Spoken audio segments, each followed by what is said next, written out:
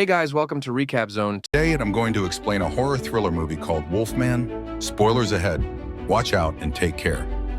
At the beginning of the film, we are introduced to the legend of a mysterious mountain where a hiker vanished in 1995.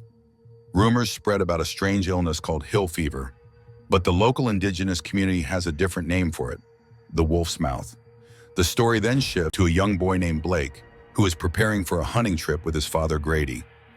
As they make their way through the dense forest, Grady shares knowledge about poisonous mushrooms and hunting techniques, though Blake is only half listening. His lack of attention frustrates Grady, who warns him to focus. Suddenly, a deer appears in their path. Grady aims his rifle, but the opportunity is lost. When he turns to speak to his son, he realizes Blake has wandered off, trying to find a better position. As Blake steadies his aim, he notices something strange through his sights. A shadowy creature that vanishes in an instant. Nervously, he steps back, and Grady quickly finds him, warning him not to stray too far, as the woods can be dangerous. A sudden noise startles them. Grady instructs Blake to climb into a nearby treehouse for safety while he keeps watch. They stay hidden as an eerie sound echoes through the trees. In the distance, they discover a deer, its body brutally torn apart. Grady attempts to shoot at something lurking nearby, but he hesitates. That night, they return home safely, and Grady sends out a distress call over the radio, reporting a sighting, one that resembles the missing hiker. But the figure is no ordinary man. He has the body of a human, but the face of a beast. A wolfman, 30 years later. Blake is now an adult with a young daughter, Ginger. She's a lively, energetic child who often plays freely, much to Blake's concern. One day, she crosses paths with a strange, unhinged man. Blake quickly intervenes, pulling her away. He shouts at her, but quickly consoles her later. When he asks her to guess what he's thinking, she smiles, knowing the answer. I love my little girl. Blake is always amused by her uncanny ability to read his mind. Back home, Ginger playfully applies lipstick to her father. Charlotte, Blake's wife, arrives from work with an official document, a death certificate for his father, Grady.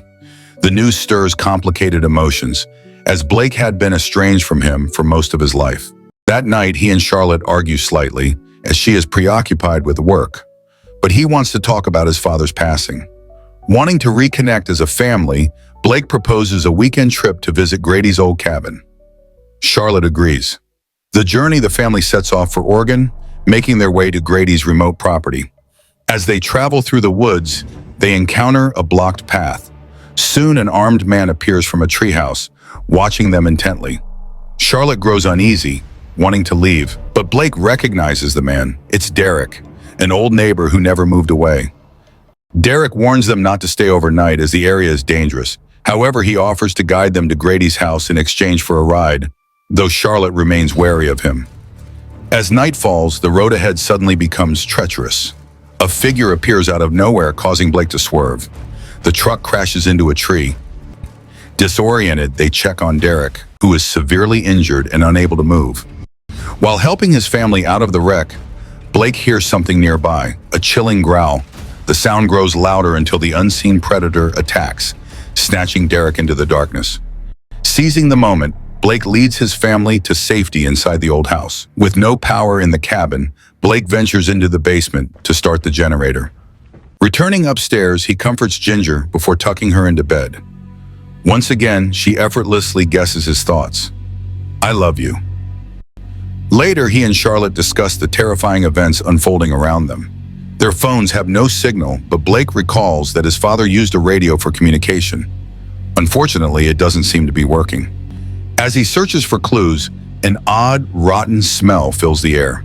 Investigating further, he discovers some old meat and, out of curiosity, tastes a piece.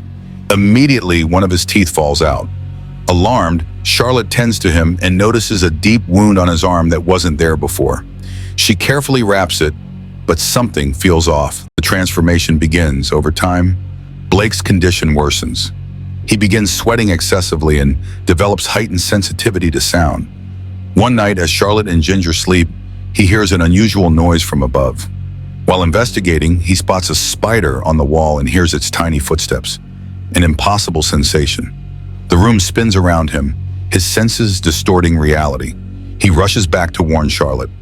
Just as he reaches the door, a monstrous hand grabs his leg, pulling him to the ground. The Wolfman has found them. Charlotte fights back, helping. When he regains consciousness, he finds Charlotte desperately trying to call for help over the radio. But something is wrong. His voice is gone.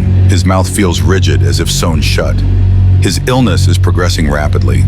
Running his fingers through his hair, he watches in horror as clumps fall out. Charlotte hands him a notepad to write on, and he scribbles a single phrase. "I'm dying." She reassures him that they'll get through it together, but his perception is warping. Words no longer make sense. He can hear her, but he doesn't understand. Then the pain becomes unbearable.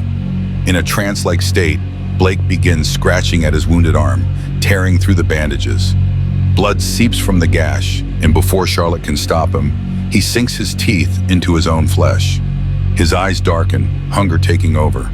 When he looks up, he is no longer himself. Terrified, Charlotte grabs Ginger and bolts from the house. Blake follows, his mind teetering between man and beast. They reach the truck, but the Wolfman blocks their path. Forced to flee, they climb to a higher vantage point. Blake, barely holding on to his humanity, sacrifices and distracts the creature, allowing Charlotte and Ginger to reach safety. Moments later, Blake stumbled back inside of the house, his appearance now unrecognizable. Ginger, sensing something is still left of her father, asks herself what she's thinking. Without waiting for an answer, she softly replies, "I love Dad." But Blake can't respond. He doesn't understand anymore. Blood pours from his mouth, and in a final moment of clarity, he steps outside. The Wolfman strikes. A brutal battle ensues. Though Blake fights back, he is no match. Charlotte intervenes, stabbing the beast, but it only slows him down. In a desperate move, Blake lunges, sinking his teeth into the Wolfman's throat. The creature falls lifeless to the ground. As the dust settles, Blake notices a familiar marking, a tattoo on the beast's arm. It's Grady. Realization dawns on him too late. His own transformation accelerates, consuming him completely. He no longer sees Charlotte and Ginger as family, only prey. The final confrontation unfolds. Charlotte and Ginger flee to the barn where the Wolfman, once Blake, pursues them relentlessly. A bear trap wounds him, but he chews through his own foot to continue the hunt. They take refuge in a treehouse, but he finds them staring at Ginger with something almost human in his eyes. In a split second, Charlotte fires. Blake collapses. As the sun rises, Charlotte and Ginger make their way out of the forest, leaving behind the nightmare that once was Blake. The movie comes to an end. Subscribe for more and help the channel.